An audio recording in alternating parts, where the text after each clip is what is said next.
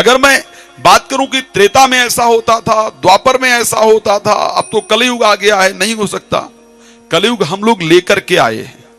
आज भी इसको सतयुग बना सकते हैं, आज हम द्वापर बना सकते हैं, आज भी हम त्रेता बना सकते हैं। हमारे स्मरण, हमारा जो स्मरण है, पहले नियम था कि भाई एक ऋषि गायत्री मंत्र पढ़ करके और जल डाल दे उठा करके तो कोई भी नष्ट हो जाए या किसी का जीवन बदल जाए, ऐसा हो जाया करता था। क्या गायत्री मंत्र बदल गया?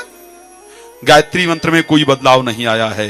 हमारे पूजन करने के तरीके में, हमारे स्मरण करने के तरीके में बदलाव आ गया है। यही कलयुग है जहां एकनाथ जी का जन्म हुआ, कोई दूसरा युग नहीं है। कलयुग में ही एकनाथ जी का जन्म हुआ, परमात्मा की प्राप्ति की। कलयुग ही है जहां स्वामी रामकृष्ण परमहंस का जन्म हुआ, देवी साक्षात उनको दर्शन देती। युग अलग नहीं हुआ है। कलयुग ही है जहां पर गोस्वामी तुलसीदास जी का जन्म हुआ है। इस कलयुग में ही कबीर जी का जन्म हुआ। ये लोग कोई अलग नहीं है, कलिकाल में ही जन्म हुआ। लेकिन बस कारण इतना है, आत्मा वही जो हमारे आपके अंदर है, वही आत्मा उनके अंदर भी थी। बस सिर्फ बदलाव इतना हुआ कि हमारी आत्मा पर जो धूल जम गई है ना, किसी ने कहा था, मैं एक ही भूल बार बार करता रहा, धूल चेहरे पर रही, मैं आईना साफ करता रहा। हम लोग क्या करते हैं, धूल तो हमारे हृदय में है और हम लोग दुनिया में उसको देखने का प्रयास करते हैं।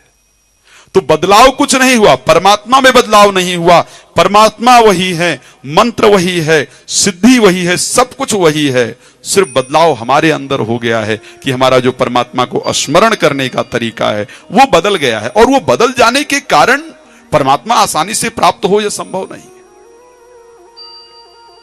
तो हम इस प्रकार पूरे दिन परमात्मा का स्मरण करके और अपने जीवन में इस 7 दिन की मैं बात कर रहा हूं, आप सब लोग अनुभव कर लीजिएगा। आज हम कथा के तीसरे दिन में हैं, आप 4 दिन और है। श्रद्धा से जो मैंने बताया है, इस नियम को पालन करते हुए सुनिएगा।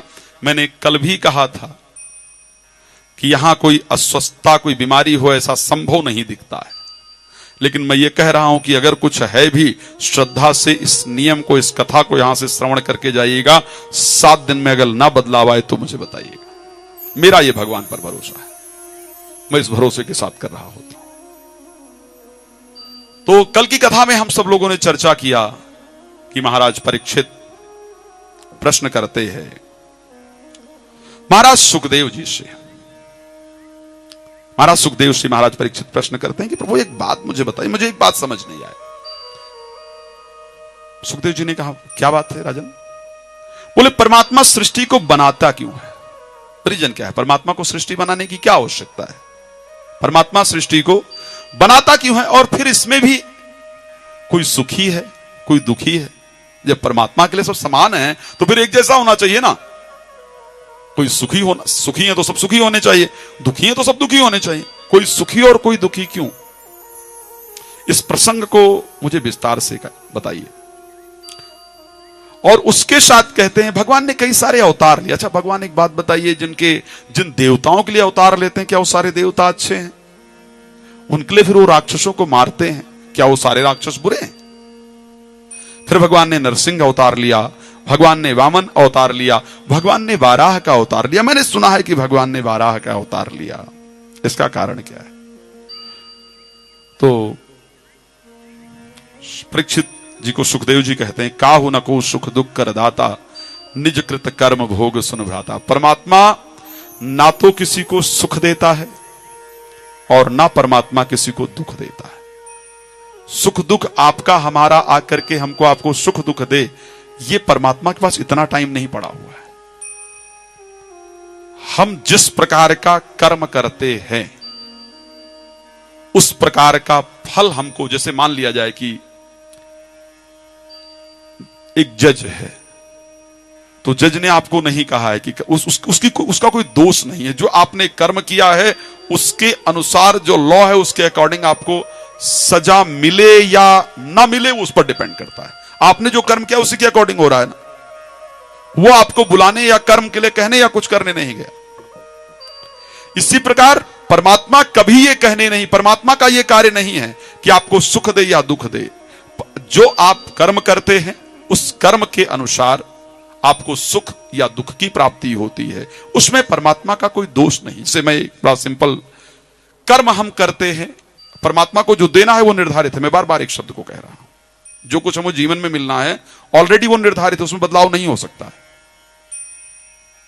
लेकिन वो कैसे हमें प्राप्त करना है वो बड़ा महत्वपूर्ण है। एक बार एक व्यक्ति मंदिर में दर्शन करने के लिए गया। जब मंदिर में दर्शन करने के लिए गया तो जूते पहन करके गया था, वो बड़े महंगे थे। तो बाहर जो मंदिर के बैठा हुआ व्यक्ति मांग रहे थे, तो उस व्यक्ति से उसने कहा कि आप मेरे जूते का प्लीज ध्यान रखेंगे, थोड़े महंगे हैं। उसने कहा ठीक है, जूते उसके पास रख दिया और मंदिर में दर्शन करने के लिए चला गया। मंदिर में दर्शन कर रहा है तो उसके मन में विचार आया दर्शन करते करते कि जब मैं बाहर निकलूंगा ना तो जो मेरे जूते देख रहा हूं उसको 100 रुपए दूंगा। दर्शन करते करते विचार आया कि जब मैं बाहर निकलूंगा तो जो व्यक्ति मेरे जूते देख रहा है उसको मैं 100 रुपए दूंगा। अब जब बाहर आया दर्शन करके तो देखा ना जूता ना वो व्यक्ति। जब बाहर आया दर्शन करके तो ना जूता ना वो व्यक्ति। अब वो परेशान इधर उधर देखा कि ना जूता है ना व्यक्ति, अब क्या करे। तो सोचा कि चलो पैदल ही चलता हूं, नंगे पांव जाता हूं घर, और क्या कर सकता हूं। थोड़ी देर इंतजार किया, घर जाने लगा। जब घर जा रहा है तो थोड़ी दूर पे रोड पे एक दुकान है, वो देख रहा है कि वहां पर चप्पल जूते मिल रहे हैं, तो उसने सोचा कि मैं भी जाकर के खरीद लेता हूं, नंगे पांव कहां तक घर जाऊंगा। जब वहां पहुंचा देखा कि उसी का जूता बिकने के लिए रखा है, तो उसने दुकान वाले को जाकर कहा कि भाई ये तो मेरा जूता है, तेरे पास कैसे आया। मैंने तो मंदिर के बाहर निकाला। बोला देखो 100 रुपए में मैंने ये जूता खरीदा, तुम्हारा है या किसका है मुझे फर्क नहीं पड़ता है, 100 रुपए दे दो, ये जूता ले जाओ। मेरे पास कोई लेकर के आया, मैंने 100 रुपए का खरीदा है, 100 रुपए दे दो और ये जूता लेकर चले जाओ। 100 रुपए देता है और जूता पहनकर चला जाता है। अब आप सोचिए, उस व्यक्ति को 100 रुपए मिलने थे, परमात्मा को 100 रुपए उसको देने थे, लेकिन उसने अपने कर्म को खराब करके वो 100 रुपए अर्जित किए। वो भिखारी अगर उसको 100 रुपए में जूता बेच के कमाया उसने, नहीं तो उस व्यक्ति को पहले मन में आ गया था कि मुझे 100 रुपए बाहर जाकर के उस व्यक्ति को देना है। तो इससे निर्धारित होता है कि जो परमात्मा ने डिसाइड किया है, जो हमारे भाग्य में लिखा है, वो परमात्मा को देना जरूर है। परमात्मा न किसी को सुख देता है न किसी को दुख देता है। सुख और दुख के जो भागीदार हैं वो हम स्वयं हैं। जिस प्रकार का हम कर्म करते हैं उस प्रकार का फल हमको जीवन के अंतर्गत प्राप्त हो जाता है। इसीलिए सदैव प्रयास करना चाहिए कि जो हम कर्म करें, जो हमें जो हम कर्म करें उसका जो फल प्राप्त हो उसको प्रसन्नता से स्वीकार करें।